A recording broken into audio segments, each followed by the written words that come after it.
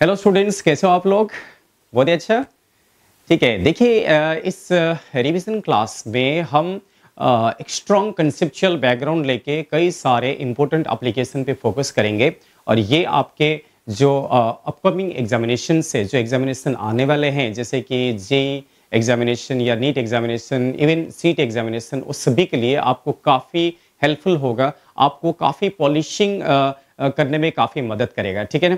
सो इसलिए अभी जैसे कि हमने इलेक्ट्रोस्टैटिक्स का रिवीजन स्टार्ट कर चुके हैं। इलेक्ट्रोस्टैटिक्स का रिवीजन क्लास 1 कंप्लीट हो चुका है। आज हम सेकंड क्लास जो है शुरू कर रहे हैं। अगर आप में से कोई स्टूडेंट्स फर्स्ट क्लास देखा नहीं होगा, आप सबसे पहले फर्स्ट क्लास देख लीजिए। वैसे फर्स्ट क्लास में क्या-क्या हुआ था आपको मालूम होगा।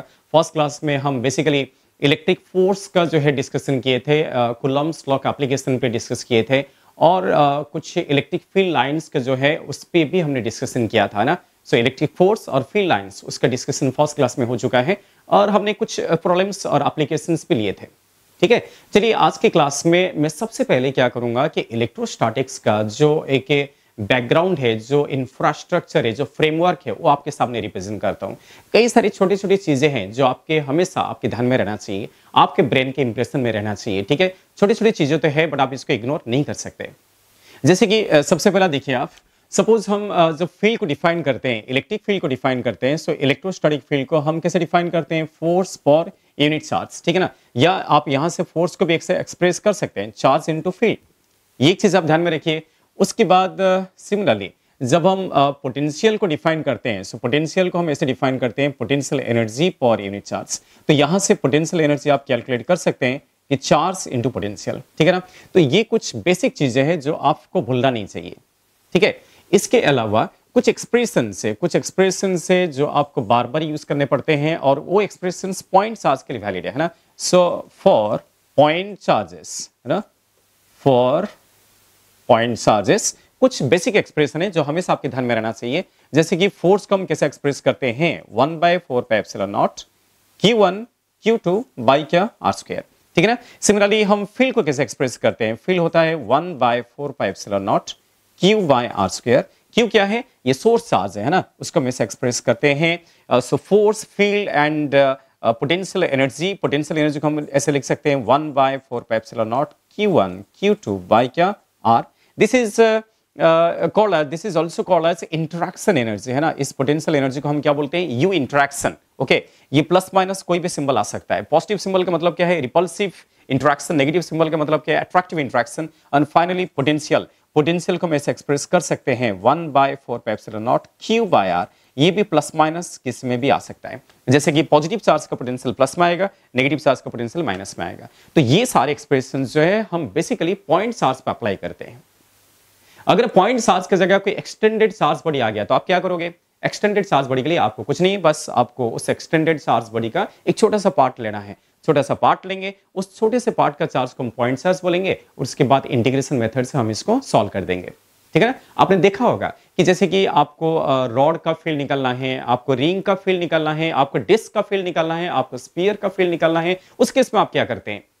आप उसका एक एलिमेंट्री पार्ट लेते हैं, उस एलिमेंट्री पार्ट का पहले फील्ड ढूंढते हैं और उसके बाद by the method of integration आपको पूरा एक्सप्रेशन मिलता है। ठीक है ना? तो जो कुछ भी करते हैं, इंटीग्रेशन करने से पहले आपको पॉइंट चार्ज का फॉर्मूला अप्लाई ही करना पड़ता है। बिकॉज आप जो एलिमेंट्री पार्ट लेते हैं, एक छोटा सा एलिमेंट लेते हैं, वो कैसे बिहेव करता है? पॉइंट चार्ज जैसे काम करता है। ठीक है, चलेगा। सो ये सारे एक्सप्रेशन आपके ध्यान में रहना चाहिए। तो इलेक्ट्रोस्टैटिक्स जो है पूरी तरफ से फोर्स, फील्ड, पोटेंशियल एनर्जी और पोटेंशियल उसको बेस करके बनाया गया है। ठीक है ना? सभी जगह में आपको ये सारी चीजें का एप्लीकेशंस दिखेगा। ठीक है, तो अभी देखिए उसके बाद जो है इनके बीच में जो रिलेशन है उसका भी इंपॉर्टेंस बहुत ज्यादा है। शायद मैंने लास्ट क्लास बताया था और एक बार बताया था कि फोर्स और पोटेंशियल एनर्जी का क्या रिलेशन है और फील्ड और पोटेंशियल का क्या रिलेशन है ना। तो रिलेशंस ये भी आप जानते हैं कि हम कैसे रिलेशन करते हैं। So relation between, for example suppose आपको field, relation between field and potential, इन दोनों को रिलेट करना है ना। तो हम कैसे रिलेट करते हैं?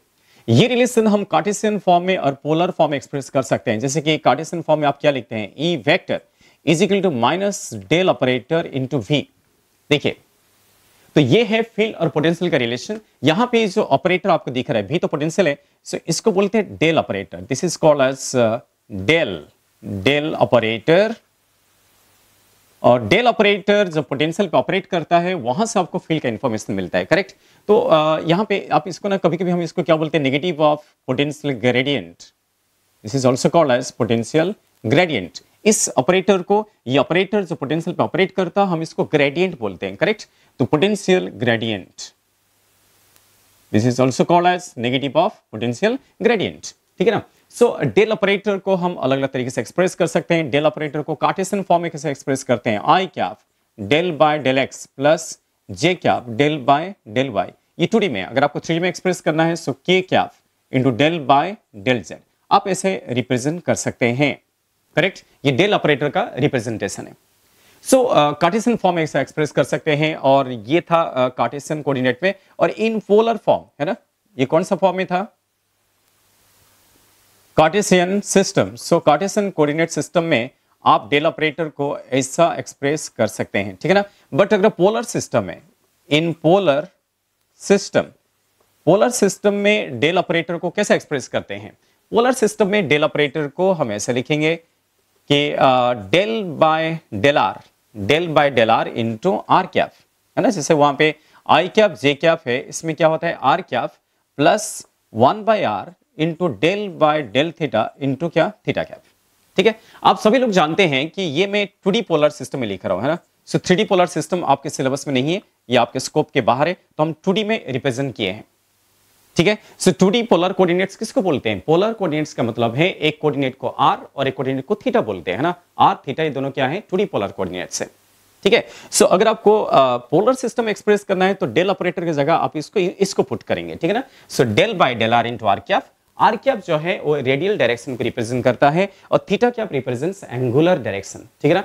यहाँ पे दो यूनिट वेक्टर को डिफाइन किया गया है, r cap and theta cap, just like i cap j cap and k cap, ठीक है। सो इस तरीके से जब एक्सप्रेस करते हैं, सो फॉर एग्जांपल इसको हम कोऑर्डिनेट फ्रेम में दिखा सकते हैं। ये जो रिलेशन है काफी इंपॉर्टेंट है, इसको कोऑर्डिनेट फ्रेम में आप कैसे दिखा सकते हैं, जैसे कि आप इसको नोट डाउन कर सकते हैं। आप रिवीजन के लिए रिवीजन की एक अलग बुक बना सकते हैं जहां पे आप ये सारी चीजें नोट डाउन कर सकते हैं। अगर आपको नोट करना है तो वीडियो को पॉज करके नोट कर लीजिए, ठीक है। सो देखिए इसको मैं इरेज कर लेता हूं, जस्ट ठीक है फॉर्मल तरीके से डिस्कशन हो रहा है पूरा इलेक्ट्रोस्टैटिक्स में। जो बेसिक फीचर्स है, जो बेसिक थ्योरीज हैं, कंसेप्ट, हम इसको ध्यान दे रहे हैं। देखिए मैंने यहाँ पे एक सिस्टम डेवलप किया, जैसे कि सपोज ये 2D कार्टेशियन सिस्टम है जिसमें हम एक्स एक्सिस और वाई एक्सिस को रिप्रेजेंट करेंगे। बेसिकली ये एक्स वाई प्लेन है, ये रियल एक्सिस है, एक्स वाई एक्सिस, ठीक है। सो जब एक्स एक्सिस है तो यहाँ पे एक्स एक्सिस के अलॉन्ग जो डायरेक्शन है इसको आई कैप, और वाई एक्सिस के डायरेक्शन को जे कैप में रिप्रेजेंट करेंगे, they are the unit vectors, ठीक है। तो सपोज ये एक पॉइंट है, let this be the observation point, और ओरिजिन के रेस्पेक्ट उस पॉइंट का पोजीशन वेक्टर को हम r वेक्टर ले लेते हैं, ठीक है। So r vector is also called as radial vector, ठीक है। ये ओरिजिन के रेस्पेक्ट रेडियली आउटवर्ड डायरेक्शन में दिखा रहे हैं। और थीटा, जैसे कि मैंने आपको क्या बताया कि पोलर सिस्टम में दो कोऑर्डिनेट्स डिफाइन होता है, r और थीटा डिफाइन होता है। कार्टेशियन सिस्टम में क्या डिफाइन होता है, x y डिफाइन होता है, z डिफाइन होता है ना। सो ये r है, तो थीटा कौन सा एंगल है, पॉजिटिव एक्स एक्सिस के रेस्पेक्ट एंटी क्लॉकवाइज सेंस में जो एंगल को हम मेजरमेंट कर रहे हैं वो क्या है, थीटा है। सो थीटा को इस तरीके से रिप्रेजेंट करना पड़ेगा, ओके बेटा। देखिए इसलिए क्या होगा कि पोलर सिस्टम में जब आप डेल ऑपरेटर को यहाँ पे ऑपरेट करेंगे, जैसे कि ये बेसिक रिलेशन है, उस रिलेशन को मैं यहाँ पे रिप्रेजेंट करता हूँ। So E vector electric field vector will be equals to minus del operator into potential. So del operator को हम क्या करते हैं, यहाँ पे पुट कर लेते हैं, तो आपको क्या मिलेगा, minus del by del r into r cap. वैसे v को डायरेक्टली मल्टीप्लाई कर देता हूं, so del v by del r into r cap, ये फर्स्ट टर्म आएगा, ठीक है। So minus 1 by r into del v by del theta into क्या थीटा कैप, ये सेकंड टर्म आएगा। So that means electric field vector को हम इस तरीके से पोलर सिस्टम में रिप्रेजेंट कर सकते हैं। देखिए बेटा कई बार बच्चे ना कंफ्यूज होते हैं, उनको लगता है कि यहां पे 1 बाय आर आना किस लिए चाहिए, है ना। एक्चुअली कई बार बच्चों को क्या लगता है कि सर ने जैसे इस टर्म को लिखा वैसे इसको लिखना चाहिए, है ना। आपको कई बार ऐसा आपके मन में क्वेश्चंस क्रिएट होता है, सर ने इसको क्या लिखा, del by del r into r cap, तो इसको क्या लिखना चाहिए, del by del theta into theta cap. नहीं, ये गलत हो जाएगा। सो कार्टेशियन सिस्टम में जैसे लिखा गया है, कार्टेशियन में क्या लिखा गया, i cap del by del x, j cap del by del y, k cap del by del z. यहाँ पे थोड़ा सा आपको डिफरेंस दिख रहा है, इस टर्म में डिफरेंस दिख रहा है। इस टर्म में 1 by r into del by del theta into theta cap लिखना जरूरी है, नहीं तो डायमेंशनली क्या हो जाएगा, इनकरेक्ट हो जाएगा। ओके वैसे भी ये जो पोलर सिस्टम है उसका जो है इन डिटेल्स आपको जो है आप जब हायर एजुकेशन करेंगे तो आपको मालूम पड़ेगा। अभी के लिए आप एक्सेप्ट कीजिए, अभी के लिए एक्सेप्ट कीजिए कि 2D पोलर सिस्टम में डेल ऑपरेटर को ऐसा ही रिप्रेजेंट किया जाता है। तो इसलिए कभी भी 1/r को मत भूलना, यहां पे आपका भूलने का चांसेस है या भूल सकते हैं, इसको मत भूलिए। 1/r तो लेना ही है, ठीक है। तो चलिए कोई बात नहीं। सो इस तरीके से हम इसको एक्सप्रेस करेंगे तो यहां से आपको क्या मिलेगा, जो फर्स्ट टर्म में हम इसको ऐसे एक्सप्रेस कर सकते हैं, this can be written as ER मतलब फील्ड का radial component ER into r cap plus E theta into theta cap. That means यहां पे फील्ड का दो कंपोनेंट्स हम डिफाइन कर रहे हैं, एक रेडियल कंपोनेंट और एक एंगुलर कंपोनेंट है। सो अगर आप इन दोनों को कंपैरिजन करते हैं तो आपको ER कितना मिलेगा, ER will be equals to minus del V by del R। ये फील्ड का रेडियल डायरेक्शन में कंपोनेंट आएगा और फील्ड का एंगुलर डायरेक्शन में कंपोनेंट क्या आएगा, E theta will be equals to minus 1/r into del V by क्या डेल थीटा। समझ पा रहे ना। तो इस तरीके से हम एक्सप्रेस कर सकते हैं। सो फील्ड को पोलर सिस्टम में ऐसे एक्सप्रेस किया जाता है। आप लोग शायद कार्टेशियन सिस्टम में ज्यादा एक्वेंटेड है, बट ध्यान दीजिए पोलर सिस्टम जो है काफी यूनिक है और इसका एप्लीकेशंस लेके कई बार कॉम्पिटिटिव एग्जाम में क्वेश्चंस आ चुका है ना। सो अगर मैं इसको इस तरीके से एक्सप्रेस करता हूं, इसको हम यहां पे XY प्लेन में दिखा सकते हैं, जैसे कि R वेक्टर के अलॉन्ग कौन सा डायरेक्शन आएगा, इस डायरेक्शन को हम क्या लिख सकते हैं, R कैप, है ना। या यहां पे मैं लिख रहा हूं, देखिए R कैप, और R कैप के अलॉन्ग जो फील्ड का डायरेक्शन आया हम इसको क्या लिख सकते हैं, ER वेक्टर। सो ये क्या है, ER वेक्टर, या ER वेक्टर को आप क्या लिख सकते हैं, ER into r cap, correct. ये फील्ड का रेडियल कंपोनेंट है और इसको परपेंडिकुलर डायरेक्शन में इस तरफ भी हम फील्ड को डिफाइन करेंगे। सो ये एंगल 90 डिग्री है, ये आर कैप है, तो ये कौन सा आएगा, थीटा कैप। थीटा कैप इस तरफ क्यों आएगा, बिकॉज हम एंगल को ना ऐसे डिफाइन किया, angle is defined with anti clockwise sense. ऐसा एंटी क्लॉकवाइज सेंस लेके अगर आप टेंजेंट ड्रॉ करते हैं तो टेंजेंट इस तरफ आ रहा है, तो सेंस ऑफ रोटेशन देखिए, sense of rotation is anti clockwise, तो टेंजेंट इस तरफ दिखेगा। So that this is the direction of theta cap. ये थीटा कैप का डायरेक्शन है और ये आर कैप का डायरेक्शन है। सो अलोंग थीटा कैप जो कंपोनेंट आएगा उसको मैं क्या रिप्रेजेंट किया हूं, ई थीटा। सो इसको आप क्या लिख सकते हैं, E theta into theta cap.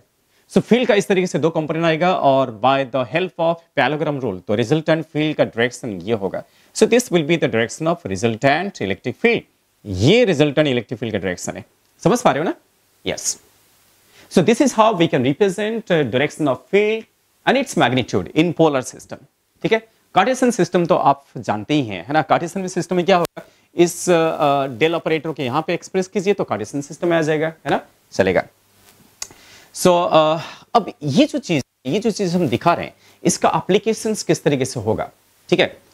एक तो जब ग्राफिकल क्वेश्चंस आते हैं, ग्राफिकल क्वेश्चन में इस चीज को अप्लाई किया जाता है ना। आप ध्यान दीजिए कि जब भी हम ग्राफिकल क्वेश्चंस हमारे सामने आता है, आपको समझ में आ गया, सभी स्टूडेंट को समझ में आ गया, ये पोलर सिस्टम में हमने ऐसा एक्सप्रेस किया है ना। चलिए इसको इरेज कर लेते हैं। अगर आपको कार्टेशियन सिस्टम में चाहिए तो आप क्या करोगे, वैसे ही करना पड़ेगा। आप जो है पोटेंशियल को यहाँ पे लिख देना, तो ये क्या हो जाएगा, minus i cap del V by del x, है ना, समझ पा रहे हैं ना। Vector will be equals to minus i cap del V by del x minus j cap del V by del y minus k cap del V by del z. इस तरीके से हम एक्सप्रेस करेंगे, है ना। तो इसको पोटेंशियल ग्रेडियंट क्यों बोल रहे हैं, बिकॉज यहाँ पे स्पेस कोऑर्डिनेट के रेस्पेक्ट एक्स वाई जेड के रेस्पेक्ट पोटेंशियल क्या कर रहा है, वेरी कर रहा है ना। तो इसका और एक मीनिंग है कि पोटेंशियल वेरी करेगा तब भी क्या करेगा, फील्ड एग्जिस्ट करेगा। What is the meaning of differentiation, यहाँ पे जो आपको डिफरेंशिएशन दिख रहा है ये क्या है, पार्शियल डिफरेंशिएशन है। और डिफरेंशिएशन का मतलब क्या है, कोई भी क्वांटिटी अगर वेरी नहीं करेगा तो वहां पे डिफरेंशिएशन एग्जिस्ट नहीं करेगा। सो आप अगर यहाँ पे डेरिवेटिव का आइडिया यूज कर रहे हैं तो दैट मींस यहाँ पे कोई ना कोई फिजिकल क्वांटिटी जो है खुद को चेंज करना चाहिए और उस चेंज का जो रेट है उसको मेजरमेंट कर रहे हैं। तो यहाँ पे कौन सा फिजिकल क्वांटिटी है जो खुद को चेंज कर रहा है, वो है पोटेंशियल, यस, ठीक है ना। सो पोटेंशियल का जो रेट ऑफ चेंज है उसको मेजरमेंट कर रहे हैं, उसको डेरिवेटिव कर रहे हैं, है ना। सो पोटेंशियल को डेरिवेटिव करने से आपको क्या मिल रहा है, फील्ड का इंफॉर्मेशन मिल रहा है, ठीक है बेटा, चलेगा। सो चलिए जब आपको ये सारी चीजें मालूम पड़ गया है, सो ध्यान दीजिए कि इस रिलेशन में ग्राफिकल जब भी क्वेश्चन आता है, आपने देखा होगा कि फिजिक्स में कोई भी ग्राफिकल क्वेश्चन आपने एनालिसिस किया होगा, ग्राफ आना मतलब क्या, कर्व का इंफॉर्मेशन आना, फंक्शन का इंफॉर्मेशन आना। आप तो मैथमेटिक्स ऑलरेडी पढ़ चुके हैं, कभी भी ग्राफ में कभी भी कर्व में हमेशा दो चीजों का आइडिया लगता है। एक कौन सा है, स्लोप, वन इज स्लोप और another is area under the curve. Slope means what, slope means derivative, slope means derivative. Derivative जो है फंक्शन को डिफरेंशिएट कीजिए, आपको स्लोप का इंफॉर्मेशन दे देगा, उसको हमेशा ध्यान में रखिए। और एक जो है कोई भी कर्व है उसके अंदर का जो एरिया आप कैलकुलेट करेंगे, आप कैसे कैलकुलेट करेंगे? By the method of integration, है ना? वो दोनों चीज को ध्यान में रखिए। इसलिए हम अगला पॉइंट पे आपको ये बताना चाहेंगे कि अगर हम E is equal to minus dv by d r suppose लिखा मैंने यहाँ पे सोच लिया कि यहाँ पे सिर्फ रेडियल पोजीशन पे डिपेंडेंसी है, समझ पा रहे हैं ना? जबकि यहाँ पे मैंने क्या रेडियल और एंगुलर दोनों डिपेंडेंसी दिखाया था। अगर आप सिर्फ रेडियल डिपेंडेंसी को शो करेंगे, ओके, खाली रेडियल डिपेंडेंसी को शो करेंगे तो फिर आप डिल ना लिख के डी भी लिख सकते हो, है ना? अगर हम ऐसा लिख रहे हैं सो ये क्या हो जाएगा? This will be equals to negative of, है ना? This will be negative of what? Slope, slope of कौन सा graph? V versus R graph. इस बात को ध्यान में रखो, negative of slope of VR graph. तो इससे क्या मिलेगा आपको? फील्ड, आप इस तरीके से फील्ड को रिप्रेजेंट कर सकते हैं। अगर आपको V वर्सेस R ग्राफ दिया है, उसका स्लोप निकालिए, उसका नेगेटिव ले लीजिए, उससे आपको फील्ड आ जाएगा। सिमिलरली इसको उल्टा करके लिखा जा सकता है ना? हम क्या लिख सकते हैं? dv is equal to minus ADR, और दोनों तरफ इंटीग्रेशन करने के बाद dv का इंटीग्रेशन क्या होगा? Delta V। Delta V means what? Delta V is potential difference. Okay, so potential difference will be equals to negative of integration of E dot dr. Okay, आप इसको वेक्टर फॉर्म में भी लिख सकते हैं। आप इसको वेक्टर फॉर्म में लिखेंगे तो यहाँ पे डॉट प्रोडक्ट देना पड़ेगा, तो इस तरीके से आप एक्सप्रेस कर सकते हैं। So that means potential difference जो है डेल्टा V का मतलब जैसे कि हम V इनिशियल से V फाइनल ले रहे हैं, so V final minus V initial को आप कैसे रिप्रेजेंट करेंगे? ग्राफिकली कैसे रिप्रेजेंट करेंगे? This will be negative of area under कौन सा graph? Area under E versus R graph. So E versus R graph जो कर्व आएगा, जो रीजन आएगा, उसके नीचे जो एरिया आएगा, so that area will represent what? Potential difference.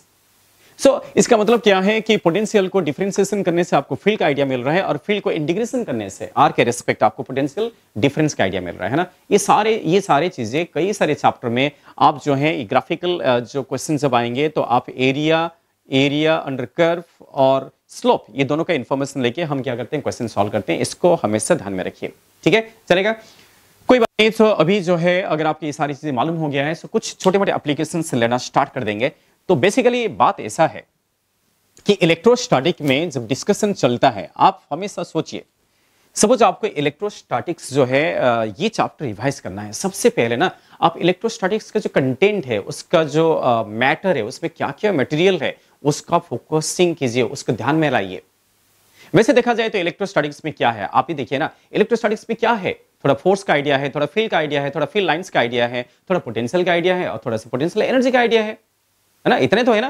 Potential energy को हम क्या करते हैं? दो तरीके से डिफाइन करते हैं, एक इंट्रैक्शन एनर्जी और एक कौन सा है? सेल्फ एनर्जी है।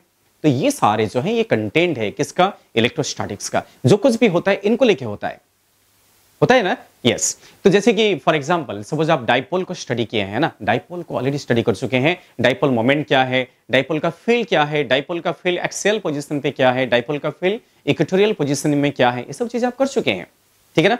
बट उसको हम जो कुछ भी करते हैं सब में ना ये चारों चीजें इन्वॉल्व होते हैं। कौन से चारों चीजें इन्वॉल्व होते हैं?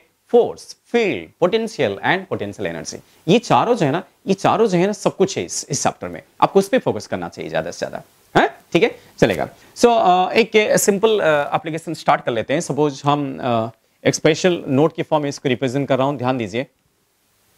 एक काम करते हैं, एक डाइपोल को कंसिडरेशन करते हैं। फॉर एग्जांपल आपने एक डाइपोल लिया, जैसे कि सपोज ये एक डाइपोल है, कुछ बोला नहीं तो हम इसको छोटा डाइपोल मान लेंगे, दैट मींस आइडियल डाइपोल मान लेंगे। वैसे भी कुछ मेंशन हुआ नहीं तो आपको आइडियल मानना पड़ेगा। So let the dipole moment be p, इसको p वेक्टर ले लेते हैं, ठीक है?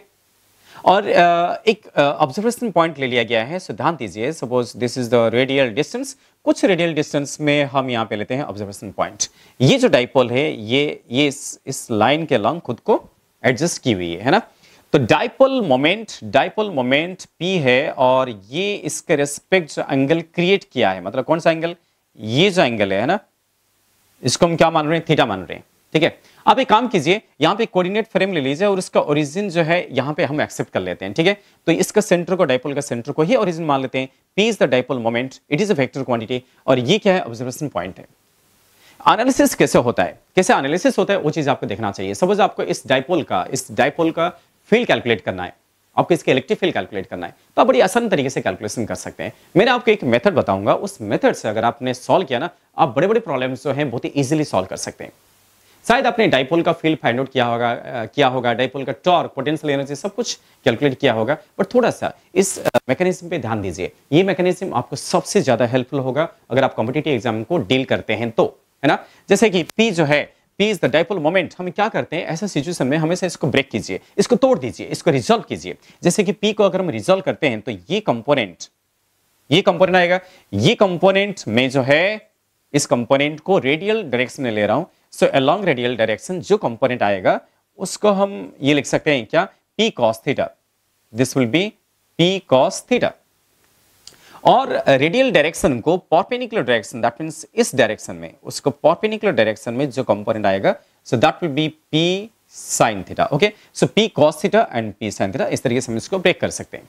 उसके बाद आप ध्यान दीजिए, दैट मीन्स क्या हो रहा है कि हम यहाँ पे जो ओरिजिनल डाइपोल था उसको ब्रेक करके ऐसे सोच रहे हैं कि जैसे कि यहाँ पे दो डाइपोल है।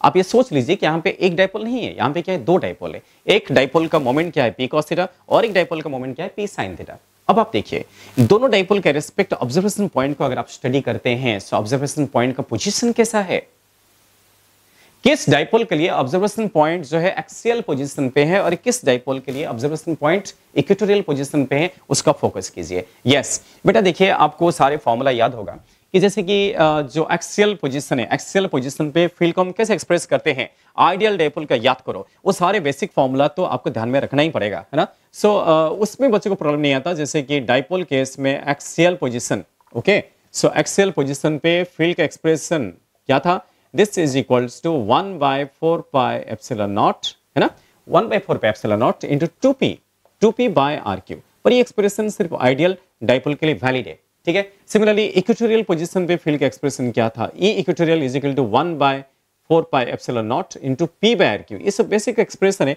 जिसको आपको ध्यान में रखना चाहिए, ठीक है। तो ये इक्वेटोरियल पोजीशन पे फील्ड और ये एक्सियल पोजीशन पे फील्ड है। ये एक्सप्रेशन हमें यहाँ पे क्या करेंगे, हेल्प करेंगे हमें एक्सप्रेस करने के लिए। ध्यान दीजिए, वापस आते हैं यहाँ पे, जो P cos थीटा है, जो P cos थीटा आपको दिख रहा है ना, P cos थीटा जो डाइपोल है, इस डाइपोल के अलोंग क्या है, ऑब्जर्वेशन पॉइंट है। सपोज आपने ऑब्जर्वेशन पॉइंट जो है इसको A मान लिया, है ना। सो A पॉइंट जो है P cos थीटा जो डाइपोल है उसके अलोंग है ना, उसके अलोंग होने की वजह से तो ये जो ऑब्जर्वेशन पॉइंट है, ये P cos थीटा के रेस्पेक्ट कौन सा पोजीशन होगा, एक्सियल होगा या इक्वेटोरियल होगा, कौन सा पोजीशन होगा, यस P cos थीटा के लिए ये एक्सियल पोजीशन होगा। और एक्सियल पोजीशन पे जो फील्ड का डायरेक्शन होता है, एक्सियल पोजीशन पे फील्ड का डायरेक्शन क्या होता है, ये होता है रेडियल डायरेक्शन के अलोंग, दैट मींस जो P cos थीटा का डायरेक्शन है वही होगा फील्ड का डायरेक्शन। या पढ़े क्या नहीं, क्या आपको याद है कि एक्सियल पोजीशन पे फील्ड का direction it's same as dipole moment का डायरेक्शन, पढ़े हो क्या नहीं, यस। और इक्वेटोरियल पोजीशन में क्या होता है, फील्ड का direction is opposite to dipole moment, है ना। तो जो P cos थीटा का डायरेक्शन है वही होगा फील्ड का direction. And let this field be E1, या इसको ER भी लिख सकते हैं। ER का मतलब क्या है, फील्ड का रेडियल कंपोनेंट, है ना। सो फील्ड का जो रेडियल डायरेक्शन में कंपोनेंट है इसको ER लिख दिया गया। और इसके एक्सप्रेशन क्या आएगा, इसका वैल्यू क्या आएगा, इस तरफ कौन सा कैप है, इस तरफ क्या है, R कैप है, ठीक है। और थीटा कैप इस तरफ है, R कैप को थीटा कैप क्या है, परपेंडिकुलर है, हमें दूसरा कंपोनेंट इस तरफ दिखाना पड़ेगा। सो दिस इज थीटा कैप, और थीटा कैप के अलोंग जो फील्ड आएगा वो कौन सा फील्ड आएगा, ये किसका फील्ड आएगा, ये P sin थीटा का फील्ड आएगा। तो same observation point P sin theta का रिस्पेक्ट कौन सा है, इक्वेटोरियल में, है ना। P cos का एक्सिस में है, बट P sin का इक्वेटर में है, इसलिए P sin थीटा के रिस्पेक्ट ये जो पॉइंट है that will B equatorial position. और इक्वेटोरियल पोजीशन में फील्ड का डायरेक्शन क्या होता है, P sin जिस तरफ होगा उसका रिवर्स डायरेक्शन, डाइपोल मोमेंट का reverse direction, that means P sin इस तरफ है ना, तो इसके लिए फील्ड का डायरेक्शन इस तरफ आएगा। Let's this be E theta. ये E थीटा क्या है, आपको एंगुलर कंपोनेंट को रिप्रेजेंट कर रहा है, ER क्या है, रेडियल कंपोनेंट को रिप्रेजेंट कर रहा है, ठीक है ना। अभी हम इस फॉर्मूला का यूज करके इसको एक्सप्रेस कर सकते हैं, ओके बेटा। सो जब ER को आपने एक्सप्रेस किया, E थीटा को एक्सप्रेस किया, इसलिए जो फाइनल फील्ड है, फाइनल आई मीन रिजल्टेंट जो फील्ड है that will B along the diagonal of parallelogram. So this is the field at the point A.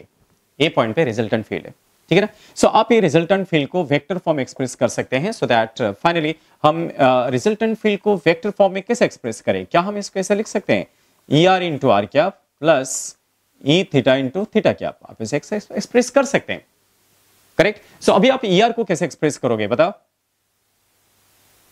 E eight है, चलिए ई आर का एक्सप्रेशन कितना आएगा? ई आर को हम ऐसे एक्सप्रेस कर सकते हैं, E R means P cos theta का फील्ड है ना, पी कॉस थीटा के लिए क्या था? एक्सेल पोजीशन था। तो क्या मैं ई आर को यहां लिख रहा हूं, यहां देखिए बेटा 1/4 पाई एप्सिलॉन नॉट, ठीक है। So 1/4 pi epsilon naught into 2, formula क्या था? 2p by r cube. Axial position में क्या है? 2p बाय आर क्यूब है। तो आप यहां पे क्या लिख सकते हैं? 2p cos थीटा बाय क्या? R cube. p की जगह आपको क्या लिखना पड़ेगा? p cos थीटा लिखना पड़ेगा, बिकॉज इसका फील्ड है। सिमिलरली e थीटा को हम कैसे एक्सप्रेस करेंगे? So e theta will be equals to 1/4 pi epsilon naught into p sin theta by क्या? R cube. यहां पे p sin थीटा आएगा और ऊपर cos थीटा आएगा। समझ पा रहे हैं? तो ये जो है ई आर और ई थीटा का रिप्रेजेंटेशन, करेक्ट। इसको भी यहां पे पुट कर सकते हैं, यहां पे पुट करेंगे। अगर आपको इसका मॉडुलस चाहिए, मैग्नीट्यूड चाहिए, तो ई ए वेक्टर का जो मैग्नीट्यूड आएगा, so that will be equals to E r का स्क्वायर प्लस ई थीटा का स्क्वायर रूट। देखिए, ओके, तो आप इसे एक्सप्रेस कर सकते हैं। आप अभी ई आर को देखिए, ई थीटा को देखिए, तो इसमें कुछ कॉमन टर्म्स आपको दिख रहा है। आपको क्या करना है? स्क्वायरिंग करना है, ऐड करना है, रूट लेना है। तो कॉमन टर्म क्या दिख रहा है? 1/4 pi epsilon naught p by r cube common दिख रहा है। इसको क्या करते हैं? बाहर निकाल देते हैं ना। इसको बाहर निकालेंगे स्क्वायर रूट से, आपको क्या मिलेगा? 1/4 pi epsilon naught p by r cube. इनका स्क्वायरिंग भी हो गया, रूट भी हो गया है ना, तो वो ऐसे ही रहा। तो स्क्वायर रूट के अंदर क्या आएगा? यहां पे रह गया 2 cos थीटा का square, that means 4 cos square theta plus यहां पे sin square theta plus sin square theta, इसका स्क्वायर रूट है। But sin square theta plus cos square theta क्या होता है? 1 होता है ना। इसलिए आप इसको ऐसा भी एक्सप्रेस कर सकते हैं, 1/4 pi epsilon naught p by r cube, ठीक है। So 1 plus 3 cos square theta, इसका स्क्वायर रूट। तो ये है final expression of electric field of this dipole at this position, at observation position कौन सा? A point. तो ए पॉइंट पे या कोई भी पॉइंट पे ये फील्ड का एक्सप्रेशन आपके सामने दिख रहा है। सो आपको ये दिख रहा है कि फील्ड का जो एक्सप्रेशन है उसमें जो है आपको रेडियल डिपेंडेंसी भी है और एंगुलर डिपेंडेंसी भी है। इसको ऑब्जर्व करना चाहिए। That means for this case field is a function of both the polar coordinates. R का भी फंक्शन है और थीटा का भी फंक्शन है, ठीक है। अच्छा, वंस आपको फील्ड का एक्सप्रेशन मिल गया तो फिर आप आगे भी कुछ भी आपको पूछ रहा है, अगर क्वेश्चन कुछ दिया गया उसमें कुछ भी इंफॉर्मेशन पूछ रहा है, आप इसको निकाल सकते हैं। So this is the final expression for the electric field of the dipole. समझ रहे? चलेगा। उसके बाद थोड़ा सोच लीजिए कि क्या होता है, कभी कभी क्या होता है कि डाइपोल और डाइपोल का इंट्रैक्शन को लेकर क्वेश्चन आता है, ठीक है। ये तो एक ही डाइपोल का फील्ड को हमने एक्सप्रेस किया, एक ही डाइपोल का रेडियल फील्ड और एंगुलर फील्ड को एक्सप्रेस किया, इस तरीके से एक्सप्रेस किया। जब भी इस तरीके से क्वेश्चन आएगा तो आप ना ब्रेक कर दीजिए, वो सबसे इजी और सबसे अच्छा मेथड है, सबसे एक्यूरेट मेथड होगा। देखिए, मैं और एक एप्लीकेशन लूंगा, आपको ध्यान में आएगा कि इस मेथड से करना क्यों सही है। आप इसको नोट डाउन कर सकते हैं, आप वीडियो को पॉज करके नोट कर लीजिए। सो नेक्स्ट जो है हम एक सिचुएशन ले रहे हैं, ये सिचुएशन को अच्छे से ध्यान दीजिए, सिचुएशन को देखिए, आपको बहुत ही अच्छे से मालूम पड़ेगा कि इस तरीके से करना क्यों जरूरी है। एक काम करते हैं, एक डाइपोल को इंटरेक्शन करते हैं, डाइपोल को एक चार्ज के साथ इंटरेक्शन करते हैं, है ना। सबसे पहले मैं एक बेसिक केसेस से स्टार्ट करूंगा, है ना। So interaction, this is called as interaction. मतलब ये जो सिचुएशन ले रहा हूं वो आप देखिए, इंटरेक्शन ऑफ डाइपोल, है ना। Interaction of a dipole with a point charge, interaction of a dipole with a point charge। इस सिचुएशन कैसा है आप देखो, इसका मतलब क्या है? सपोज हम यहां पे सिचुएशन ऐसा क्रिएट कर रहे हैं, ये एक पॉइंट चार्ज है, let this be plus q, है ना। इस चार्ज को आप पॉजिटिव नेगेटिव कुछ भी मान सकते हैं। और एक क्या हो रहा है कि ये रेडियल डिस्टेंस में एक डाइपोल को प्लेसमेंट किया गया। देखिए, ये एक डाइपोल है, कुछ बोला नहीं तो इस डाइपोल को क्या मानना पड़ेगा? ये क्या आइडियल डाइपोल है। ध्यान दीजिए, let p is the dipole moment और ये जो रेडियल डिस्टेंस है इसको हम स्मॉल r मान लेते हैं। ओके, कुछ नहीं बोला है तो ये क्या है? छोटा सा डाइपोल है। ओके, सो हमें क्या पूछ रहा है कि interaction of dipole with A point charge. ये डाइपोल इस पॉइंट चार्ज से किस तरीके से इंटरेक्ट करेगा? इंटरेक्शन करेगा तो कुछ फिजिकल क्वांटिटी आपको पूछा जा सकता है, जैसे कि यहाँ पे आपको कई सारी चीजें कैलकुलेशन करने को पूछा जा सकता है। जैसे कि फॉर एग्जांपल आपको ये पूछा जा सकता है कि व्हाट इज इंटरेक्शन एनर्जी। सब ये सारे क्वेश्चन आपको पूछा गया। फर्स्ट क्वेश्चन है कि what is interaction energy, second question पूछेगा what is force of interaction, third question पूछेगा what is torque of interaction. तो आप क्या करेंगे? इंटरेक्शन एनर्जी क्या है? इंट्रैक्शन की वजह से जो फोर्स आएगा वो कितना आएगा, टॉर्क आएगा तो कितना आएगा, इसको आप कैसे कैलकुलेशन करोगे, सोचो कैसे कैलकुलेशन करेंगे। तो इस केस में आपको कैसे करना पड़ेगा, देखिए आप चार्ज का फील्ड में डाइपोल आ गया है, क्या होता है कि इंट्रैक्शन कब होता है, इंट्रैक्शन होने के लिए क्या चाहिए, कोई भी चार्ज। इस क्वेश्चन को हम किस तरीके से सॉल्व करें, दैट मीन्स यहां पे क्या हो रहा है कि इंटरेक्शन हो रहा है। डाइपोल किससे इंटरेक्शन करता है, बोल सकते हैं डाइपोल को इंटरेक्शन करने के लिए क्या चाहिए, क्या बिना फील्ड में डाइपोल किसी से इंटरेक्शन करेगा, नहीं कर सकता। डाइपोल जो है फील्ड से इंटरेक्शन करेगा। वैसे भी कोई चार्ज पार्टिकल है, मैंने बताया ना कि चार्ज पार्टिकल किससे इंटरेक्शन करेगा, किससे इंटरेक्शन करेगा, फील्ड से इंटरेक्शन करेगा। तो इसलिए हम ऐसा लिख सकते हैं, हियर डाइपोल इज इन्फ्लुएंस्ड, देखिए here the dipole is influenced by field of point charge. Point charge का जो फील्ड है उससे डाइपोल क्या हो रहा है, इन्फ्लुएंस हो रहा है, तभी तो इंटरेक्शन क्रिएट हो रहा है, तभी तो फोर्स आ रहा है, तभी तो टॉर्क आने का चांस है, ठीक है ना। तो चलिए कोई बात नहीं, अगर आप इस तरीके से देखते हैं तो आपको क्या करना पड़ेगा कि पॉइंट चार्ज का फील्ड में डाइपोल है, ऐसा सोचना पड़ेगा। तो ये जो डाइपोल है ये इस पॉइंट चार्ज का इन्फ्लुएंस में आ गया, इसके इन्फ्लुएंस में आना बोले तो पॉइंट चार्ज का जो इलेक्ट्रिक फील्ड है उसके डायरेक्शन क्या होगा, अब वैसे भी आप पॉजिटिव चार्ज ले रहे हैं तो फील्ड का डायरेक्शन क्या होगा, अवे फ्रॉम पॉजिटिव चार्ज। सो ये है, this is the direction of electric field. देखिए ये पॉइंट चार्ज का फील्ड का डायरेक्शन है और ये डाइपोल मोमेंट है, ठीक है। अगर आपको यहाँ पे क्या चाहिए, समझ आपको कुछ जैसे कि यू इंटरेक्शन चाहिए, है ना, तो इंटरेक्शन एनर्जी का फॉर्मूला क्या है, डाइपोल जब इंटरेक्शन करता है उसका पोटेंशियल एनर्जी का क्या फॉर्मूला है, ये तो आप पढ़ चुके हैं। पोटेंशियल एनर्जी का फॉर्मूला है माइनस पी डॉट ई, याद कीजिए minus P dot E.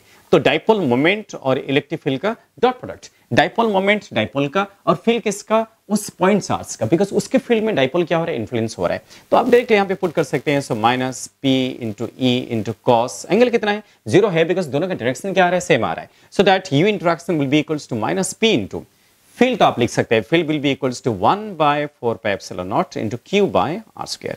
So this is the expression of U interaction. ये डाइपोल का इंटरेक्शन एनर्जी का एक्सप्रेशन इस तरीके से आप निकाल सकते हैं, है ना, ठीक है। अच्छा, वंस पोटेंशियल एनर्जी आ गया तो आप फोर्स ढूंढ सकते हैं, कैसे फोर्स आएगा, कैसे आएगा फोर्स। देखिए फोर्स के लिए आप एक सिंपल रिलेशन यूज कर सकते हैं। वैसे भी यहाँ पे ना कोई एंगुलर डिपेंडेंस आपको दिख नहीं रहा है, हमेशा क्वेश्चन को अच्छे तरीके से स्टडी करना चाहिए, ऑब्जर्व करना चाहिए। यहाँ पे कोई एंगुलर डिपेंडेंसी है ही नहीं, इसलिए अगर आपको फोर्स चाहिए तो आप क्या करेंगे, माइनस डी यू बाय क्या डी आर, बस रेडियल डिपेंडेंस लेके आप इसको डेरिवेटिव कर दीजिए। पोटेंशियल एनर्जी को डेरिवेटिव करेंगे तो आपको क्या मिलेगा, फोर्स मिलेगा, है ना। इस तरीके से फोर्स निकाल सकते हैं, बस इसको डिफरेंशिएट करना पड़ेगा। सो P जो है बाहर आ जाएगा, so P will be outside of integration, so differentiation, so p q by 4 pi epsilon naught, इससे बाहर आ गया है। So d by d r, derivative of r की पावर क्या, -2, करेक्ट। तो इसको डिफरेंशिएट कर लीजिए, इससे आपको फोर्स का एक्सप्रेशन आ जाएगा। तो ये माइनस और ये माइनस क्या हो गया, कैंसिल हो गया, समझ में आया ना। इस पे भी एक माइनस है, यहाँ भी एक माइनस, वो दोनों क्या हो गए, कैंसिल हो गए। सो फाइनल आपको क्या मिलेगा, this will be p q by 4 pi epsilon naught. So derivative of r is to -2 क्या होगा, -2 आर इज टू -3, ये आएगा। तो फाइनली इससे आपको एक्सप्रेशन आ गया। तो ये जो एक्सप्रेशन आ रहा है फाइनली ये पॉजिटिव में नहीं आएगा, ये किस में आएगा, नेगेटिव में आएगा, -2 आर इज टू कितना, -3। तो ये है नेगेटिव साइन, क्या इंडिकेट कर रहा है कि फोर्स इज अट्रैक्टिव। अगर पॉजिटिव फोर्स आ गया तो फोर्स को आप क्या बोलेंगे, रिपल्सिव बोलेंगे, बट यहाँ पे क्या नेगेटिव साइन आ रहा है। सो फाइनल एक्सप्रेशन आ रहा है कि माइनस ये देखिए हम क्या लिख सकते हैं, 1/4 pi epsilon naught two p q by क्या, r cube. So force is inversely proportional to r Q, ये फोर्स आ गया है। सो पोटेंशियल एनर्जी आ गया, फोर्स आ गया, और फाइनली क्या पूछा गया, टॉर्क पूछा गया है।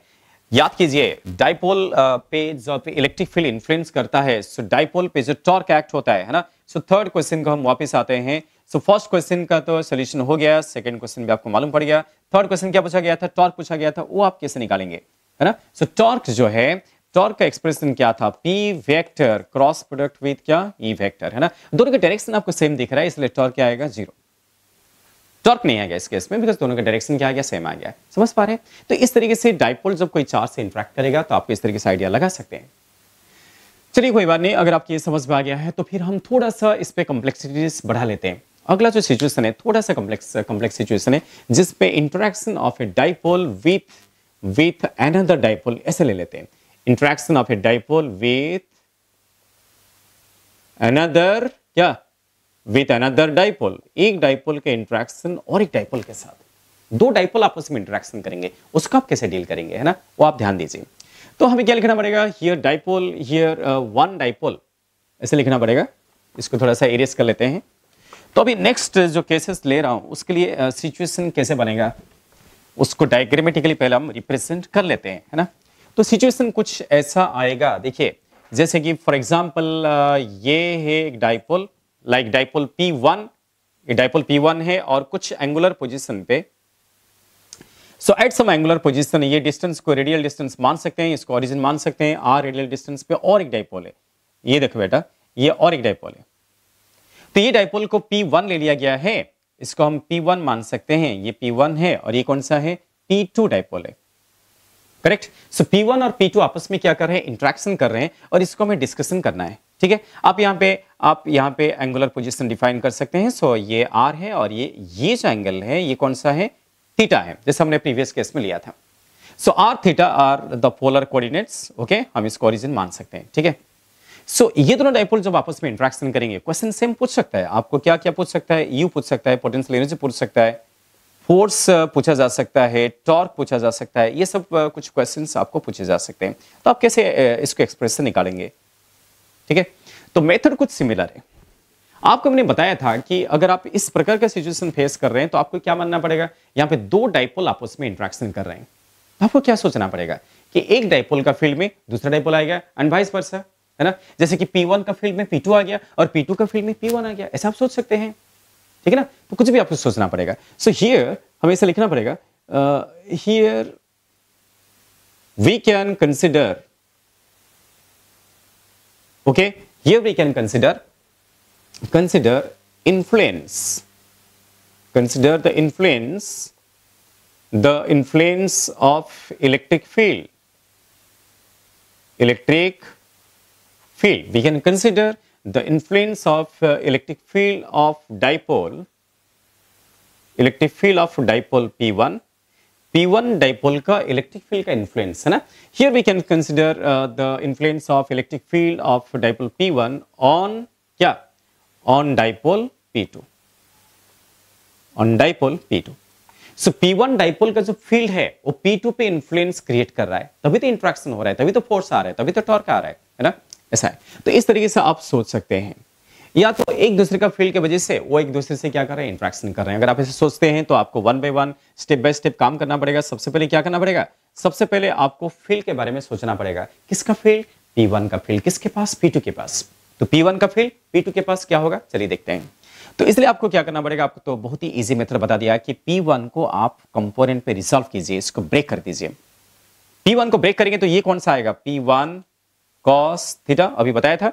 और ये जो कंपोनेंट है परपेंडिकुलर कंपोनेंट है ना, this will B P1 into sine theta. Method बहुत ही सिमिलर है, बहुत ही सिंपल मेथड है, देखिए। और वो P2 वहां पे उसको टच मत कीजिए, बिकॉज हमें क्या करना है कि P1 का फील्ड P2 के पास ढूंढना है। So we have to determine field of P1 near P2, है ना। So again similar situation है, यहाँ पे जो पॉइंट है दिख रहा है, तो ये पॉइंट P1 cos थीटा के लिए क्या है, एक्सियल पोजीशन है, और ये पॉइंट P1 sin थीटा के लिए क्या है, इक्वेटोरियल पोजीशन है, ठीक है ना। सो यहाँ पे जब वो फील्ड डिटरमाइन करेंगे तो ये जो फील्ड डिटरमाइनेशन होगा, सो इस डायरेक्शन में क्या आएगा, ये P2 वेक्टर है, इस डायरेक्शन में आएगा इसका रेडियल फील्ड ER1, है ना। P1 का रेडियल फील्ड का डायरेक्शन इस तरफ आएगा। सिमिलरली P1 का जो एंगुलर फील्ड है E theta, so this is E theta किसका, 1 का, इस डायरेक्शन में होगा। इस तरफ कौन सा यूनिट वेक्टर है, आर कैप, और इस तरफ कौन सा यूनिट वेक्टर है, थीटा कैप। इनके बीच में एंगल कितना है, 90 डिग्री है, ठीक है, समझ पा रहे हो ना। R cap and theta cap, उनके बीच में एंगल कितना है, 90 डिग्री। तो ये क्या है, ये है डाइपोल मोमेंट। ये कौन सा डाइपोल मोमेंट है, ये है P2 वेक्टर। तो कई सारे डायरेक्शन आपको यहाँ पे दिख रहा है, कंफ्यूज मत होना। तो इस डायरेक्शन में आर कैप दिखाया, P2 डाइपोल मोमेंट दिखाया, और E रेडियल भी दिखाया, है ना, इसका P1 का। तो ये सब चीजें आपको पहले डिटरमाइन करना पड़ेगा। सो बताइए कि ER1 को हम क्या लिख सकते हैं। ER का मतलब क्या है, फील्ड का रेडियल कंपोनेंट, किसका फील्ड का, P1 का फील्ड का, है ना। सो ER1 आप क्या लिख सकते हैं, ER1 को हम लिख सकते हैं 1/4 पाई एप्सिलॉन नॉट, समझ पा रहे हैं, 1/4 pi epsilon naught into 2 times P1 cos theta by क्या आर क्यूब। करेक्ट, ये एग्जैक्टली हमने एक्सियल पोजीशन पे फील्ड का एक्सप्रेशन यूज किया। एक्सियल पोजीशन क्या था 2p by r cube, but p को हमें क्या लिखना पड़ रहा है P1 cos theta. Similarly E theta P1 का एंगुलर जो कंपोनेंट है फील्ड का, है ना, so angular component will be equals to 1 by 4 pi epsilon naught, correct, into P1 sin theta by क्या आर क्यूब। इस तरीके से आपने दोनों कंपोनेंट्स को फाइंड आउट कर चुके हैं ना।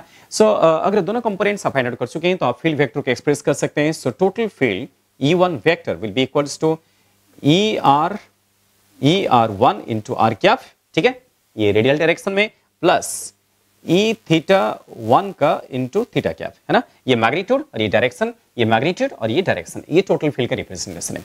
एक बार फील्ड का एक्सप्रेशन आ गया ना तो आगे आप सारे क्वांटिटी निकाल सकते हो। जैसे कि आपको अगर पोटेंशियल एनर्जी चाहिए तो आप क्या करेंगे, आपको मालूम है। So now to calculate interaction energy, हमारा फर्स्ट क्वेश्चन क्या था, इंटरेक्शन एनर्जी था, सेकंड क्वेश्चन क्या था, फोर्स था, थर्ड क्वेश्चन क्या था, टॉर्क था। ये सब आप 1 बाय 1 फाइंड आउट कर सकते हैं।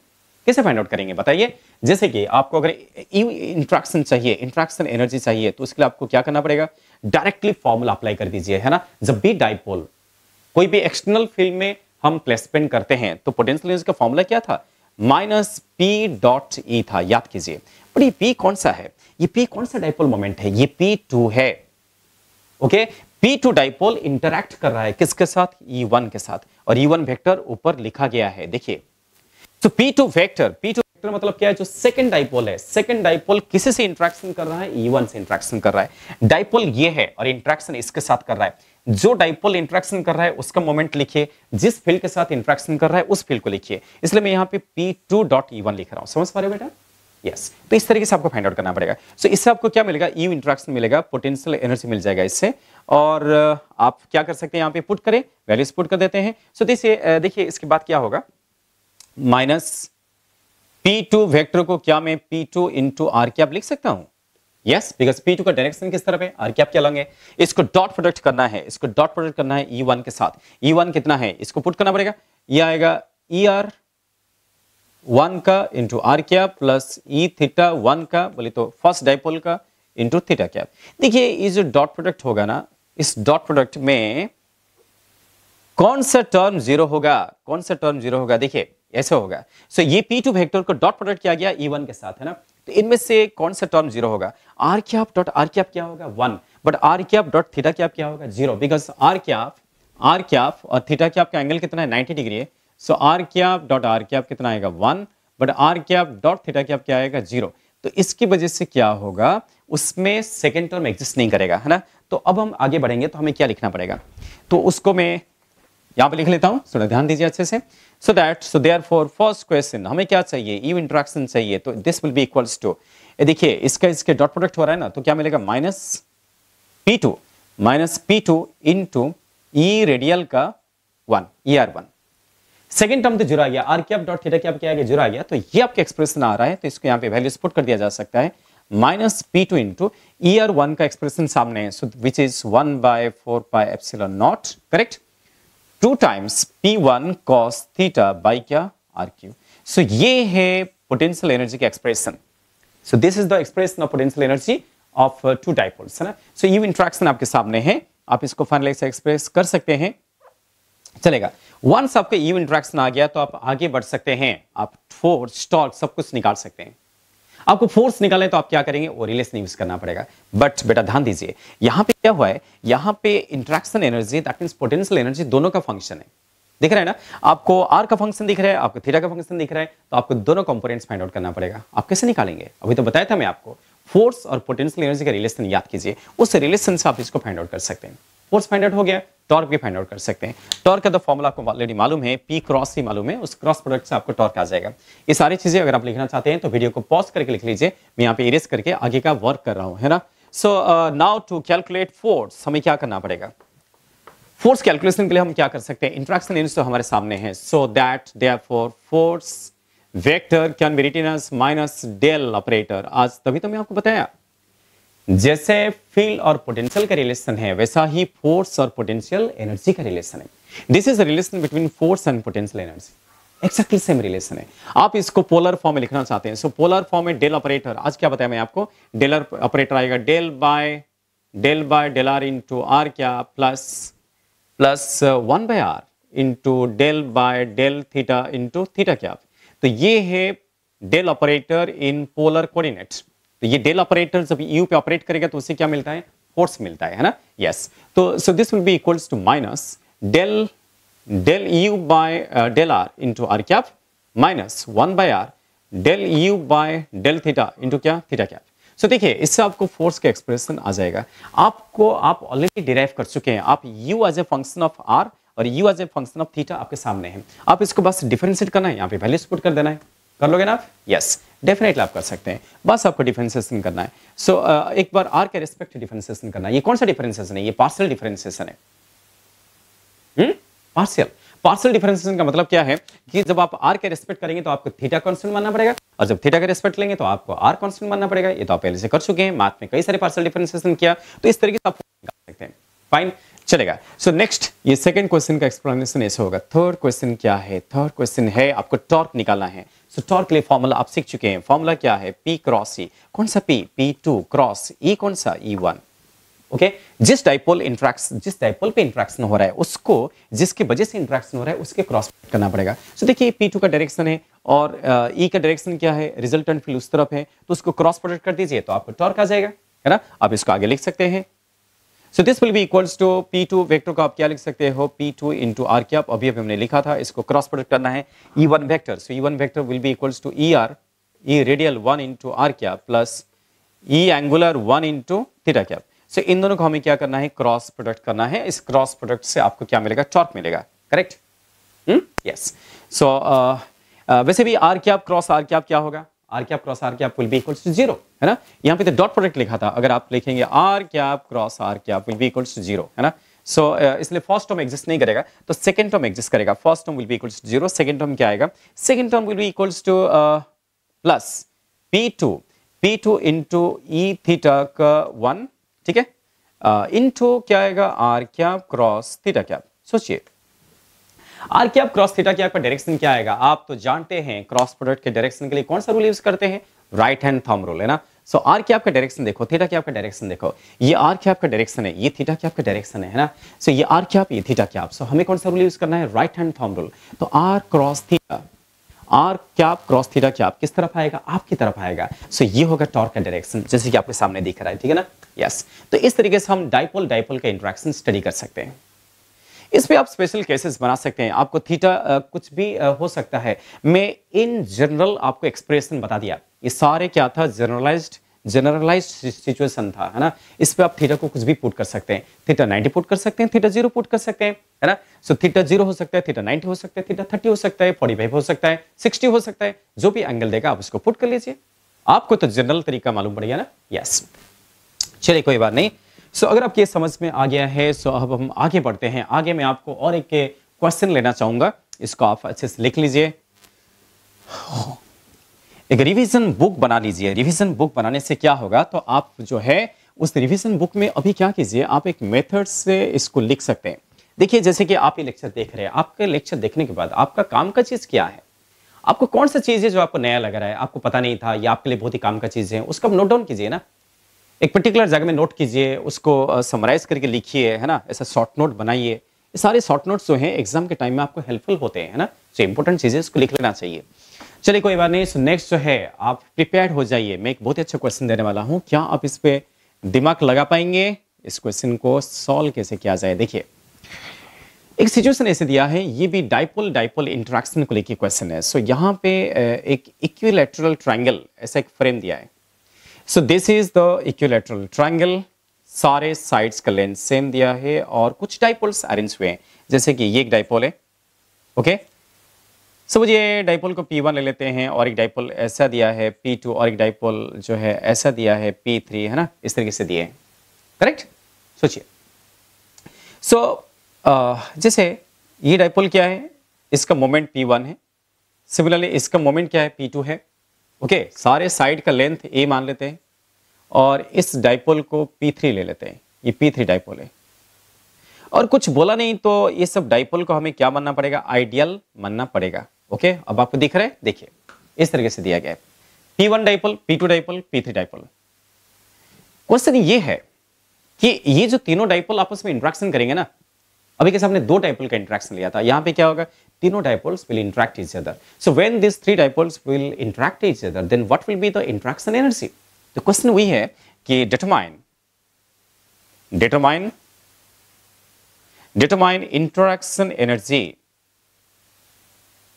interaction energy ये आपको डिटरमाइन करना है.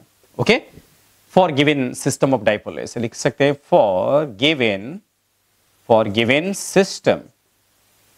System of dipoles.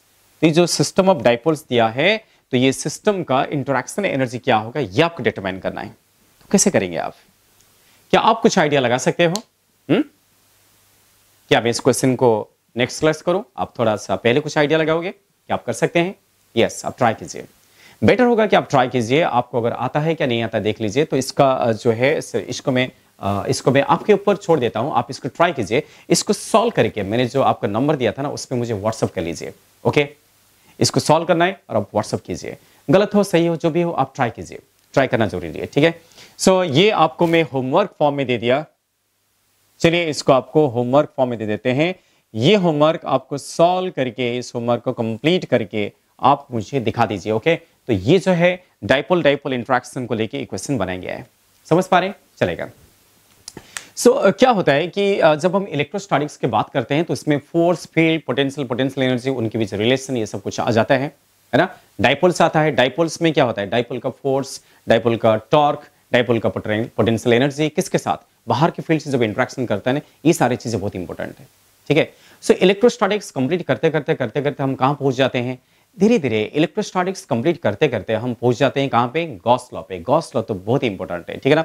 सो बेटा ध्यान दीजिए कि नेक्स्ट क्लास, अगले क्लास में मैं ना गॉस लॉ पे एप्लीकेशन लेने वाला हूं. बहुत ही इंपॉर्टेंट क्लासेस रहेगा आपके लिए. गॉस लॉ जो है इस पोर्शन का सबसे इंपॉर्टेंट टॉपिक माना जाता है किसमें, इलेक्ट्रोस्टैटिक्स में. जब हम नेक्स्ट क्लास हम उस पर डिस्कस करेंगे, तब तक आप इस क्वेश्चन को सॉल्व कर दीजिए और मुझे भेज दीजिए. मैंने आपको नंबर दिया था, याद है आपको? आप जो है इस नंबर पे 9225310246 इस पे आपको व्हाट्सएप करना है. ओके, ये व्हाट्सएप नंबर है. इस पे आप जो भी आप सोल्यूशन कर रहे हैं इस पे व्हाट्सएप कीजिए. इसमें आपको जो डाउट्स, डिफिकल्टीज आ रहे हैं वो भी आप व्हाट्सएप कर सकते हैं. आप मुझे कॉल भी कर सकते हैं. सो फोन कॉल्स भी आप कर सकते हैं. ठीक है, दोनों काम आप कर सकते हैं. अगर कभी कभी मैं ऐसा वीडियो लेक्चर में होता हूं तब मैं उठा नहीं पाऊंगा, बट मैं डेफिनेटली आपको इंटरेक्ट करूंगा, मैं आपको कल बैक करूंगा. ठीक है, तो मैं हमेशा चाहूंगा कि आप जो है जो टाइम आपके पास बचा हुआ है, जैसे कि आपका आगे एग्जामिनेशन है ना, तो उस एग्जाम के लिए अच्छे से प्रिपेयर करें. ओके, घर में बैठे बैठे खुद को ऐसा अकेला महसूस मत कीजिए, है ना. जैसे कि आप अभी क्लास में नहीं जा रहे, आपका टीचर से स्ट्रेट फॉरवर्ड इंटरेक्शन नहीं हो रहा है, उस पे जो ना घर में बैठे बैठे खुद को अकेला महसूस मत कीजिए. हम सभी लोग आपको हेल्प करने के लिए, कोऑपरेट करने के लिए रेडी है. बस आप जो है ना, जैसे आप काम कर रहे थे, काम करने का तरीका चेंज मत कीजिए. ओके, घर पे जो है ना, घर पे थोड़ा थोड़ा ऐसे टाइम पास होने का चांस है, बट खुद को हमेशा एश्योर रखिए कि ज़्यादा टाइम पास नहीं करना है, बिकॉज ये आपका करियर का सवाल है. आपका एग्जामिनेशन में अच्छा परफॉर्म करने के लिए आपको टाइम मिला है ना, उसको अच्छे से यूटिलाइज करना चाहिए. और अच्छे से यूटिलाइज क्यों करना चाहिए, अपना जो डिफिकल्टीज है, अपना जो कमजोरी पॉइंट्स है, जहाँ पे हमारा लूप होल्स है, जहाँ पे हमारा कंसेप्ट अच्छे से क्लियर हुआ नहीं है, या जहाँ पे हमने एप्लीकेशन मेथड पे फोकस नहीं किया है, वो सारे आपको करना पड़ेगा अभी. ठीक है, और इस प्रोसेस में आपको जो भी डिफिकल्टीज आ रहा है, जैसे फिजिक्स में आ रहा है, तो आप बेफिक्र होकर मेरे से इंटरेक्ट कीजिए. ओके, मैं एक्सपेक्ट करूंगा कि आप मेरे से इंटरेक्ट करके. ठीक है, सो तब तक के लिए इस क्लास को यहीं पे कंप्लीट करते हैं. सो नेक्स्ट क्लास में हम मिलेंगे. नेक्स्ट क्लास में इसका मैं आपको एक्सप्लेनेशन बता दूंगा. तब तक आपको अपने तरफ से आप इसको ट्राई कीजिए. ओके बेटा, चलिएगा. सो अगले क्लास में क्या डिस्कस होने वाला है, गॉस लॉ का application. Okay, thank you, bye bye.